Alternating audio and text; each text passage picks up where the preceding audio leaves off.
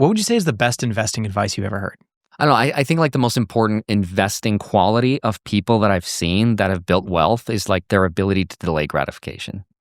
It's just their ability to project into the future and see that there's an older version of themselves that is grateful for their younger self saving and investing money and delaying buying the things that you think will make you happy. And on that note, I don't know if you guys agree with this, but like for me, when I want something and I'm like, I really don't want to buy it, but I really want it. And when I buy it, I feel this like sense of relief. But I figured out that the relief comes from not in owning that thing, but in the peacefulness that comes with not wanting it anymore. Does that make sense? Mm-hmm. It's like, oh, I'm so glad like I have it now. I don't want it. And now it's not bugging me as much. And so if you're able to extrapolate that into the future, you could be like, okay, I could buy this thing, but maybe I can just skip the buying part and then go directly to the not wanting it. A lot of the pleasure is in being able to buy something. Exactly. And also, I heard some wisdom, which was not wanting something is just as good as having it. Right. That's true. And so you could take someone that like, really, really, really doesn't want a really fancy car for some reason. And they're living just as good as someone that like bought that fancy car just because it doesn't matter to them. Like they have other priorities, other things that make them happier, such as an aquarium. Right. Or other things that are just more significant to them. But if you don't want something, it's just as good as having it. I remember reading a piece of advice like on the old fire forums that was like, oh, use this one trick. It was like, I could buy that. I was like, oh, what is this? And I clicked on it. And it was like, if the next time you want to buy something, save up enough money to buy it and then see how you feel about it. Mm-hmm. And oftentimes, just the ability, like you said, to buy that thing is as good as owning it. So like, it's my, I could buy that trick. So the key is you could either save and make enough money to be able to buy the things that you want, or you could just want fewer things. Exactly. Yeah. You go directly to that part if you can. Mm-hmm. And then also like, I think this is the dividend brain of me, which is like most people, I think when they compare, if they want to buy something, they're like, well, how many hours of my work does it cost? Like if something's $100 and they get paid $20 an hour, like, okay, it cost me 5 hours of my life to buy that thing. And that's how most people think about purchasing things. But what dividend investing has really taught me is to instead think about things in terms of 4%. So it's like, how much money do I have to have for that thing to passively exist in my life? And that's what we talk about all the time. That's how I just love everything that. is. I love that, the 4% rule. So like, how much money do I need to invest? If you don't have that much money invested in the market, then you have no excuse to own that thing. Like you can't afford it. That's how I've always looked at affording. So is that anything. 4% per year or 4% of the amount? Well, if it depends. If it's like a recurring cost, like for example, if it's like a Netflix subscription, what's Netflix right now per $12.99 we'll call it. Let's say $13, right? Times 12, that's $156 a year. Right? Times 25. Or divided by 0.04. That's $3,900. If you don't have $3,900 invested in the market at 4%, you cannot afford you Netflix. cannot afford that $13 a month. Like that's just how you think about it. I've always thought about it that way. I think that's the coolest way to think about it. And so that's what motivated me to build a dividend portfolio. Because then I could be like, okay, now I know how much money I'm passively making, and now I can delegate what things I can and can't afford.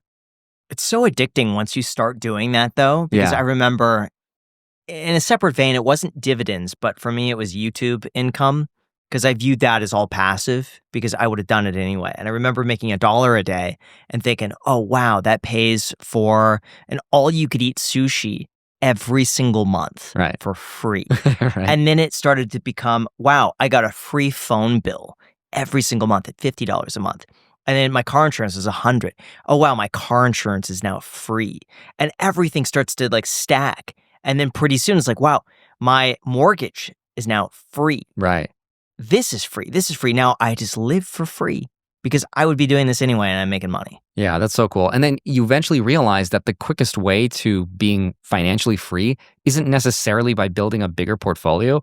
It's literally by removing those recurring costs, because that's way easier to do than needing that money invested at 4%. She's like, hey, if I could remove this car payment or this, like I just saved $100,000 from like retirement. That's the coolest way of thinking about it. Yeah. Do you think that the money printing in the United States is a strategy? This is a conspiracy theory right here, to keep people poor. That's a really good question. I don't think I'm that level of conspiracy to where I think that is an intentional thing that we're doing. I don't think people are that organized to be like, this is what keeps people poor. Let's keep doing it. I don't think that's the case. What do you think? You think it's intentional? I tend to not buy into conspiracies, but also if you think about it, any money printing drives up assets. Assets are owned by wealthy people, not poor people. Poor people suffer with inflation. It's just what's happening. And they're printing money to try to help the poor people, but it's like clearly not. So I don't understand. I don't think money printing has anything to do with poor people. Why would they want them to be? They would benefit more from people having more money because they spend more. Like if you gave $100,000 to an average person, I almost guarantee to be gone. Average person, it'll be gone almost instantly. Right. They're not going to save it. So it's better for people to make more money. Like there's no incentive for the government to keep people Well, poor. technically speaking, poor people are going to be easier to control with the government. What I think is more systemically realistic is that the school system teaches people just to work and follow in line, listen to another person, do as instructed. You take your lunch here, you start here, you end here. You do this whole thing so you could work for someone else. It's just a very outdated system. That I think is probably more likely that they keep people in like a working hamster wheel.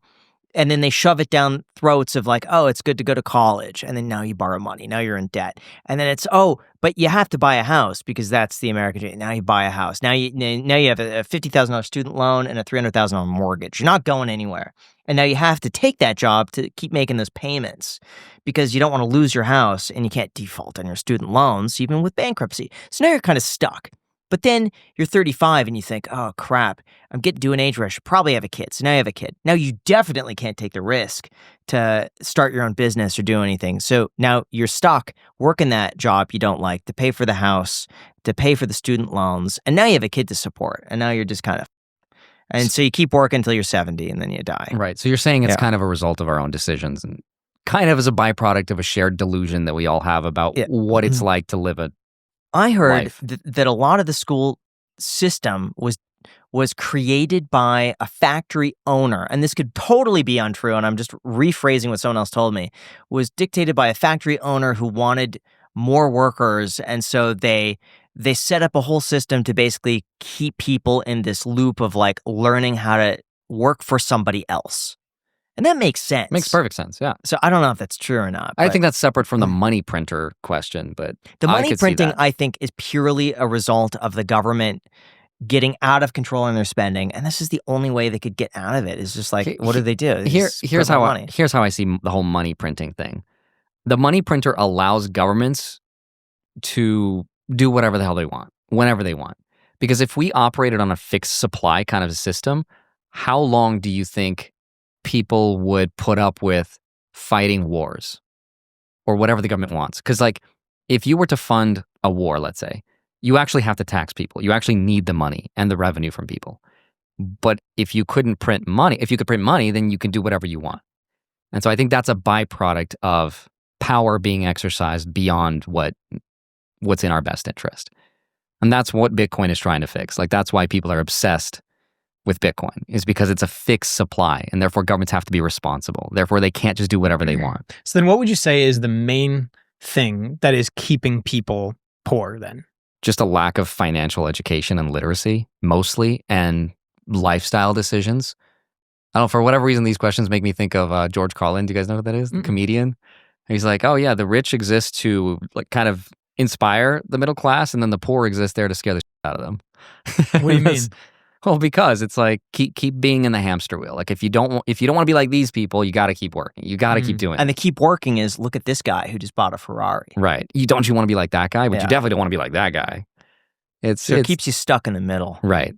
I heard somewhere that the worst thing you could do to someone is pay them $80,000 a year because it's just at the right point where they're making enough where they don't want to risk it, but it's not so little that they're forced to take big action and make significant moves to do something that would drive their income so much higher and give them so much more opportunity. It's like that safety middle where it's just enough to keep you going. And especially if you get promised like a raise to 90K to then 100, and you see the trajectory going up, you're going to want to stick on that and not do your own thing. The slowly boiling crab, right? I don't know. I just feel like in order to be, like, if you think about it mathematically, in order to be the one, like, if you think rich is to have a lot of money, if that's your definition of rich, then you got to do like what the 99% don't want to do, like to become the 1%, which is literally the opposite of what everyone else does. Like not going out to eat in restaurants and saving money and not owning a car and bicycling to work. It's like, that's what it takes to just have enough escape velocity to get out of that. And I think that's what I focused so much on in my early 20s because my parents were immigrants and they didn't understand money. And I was like, okay, let me not do that.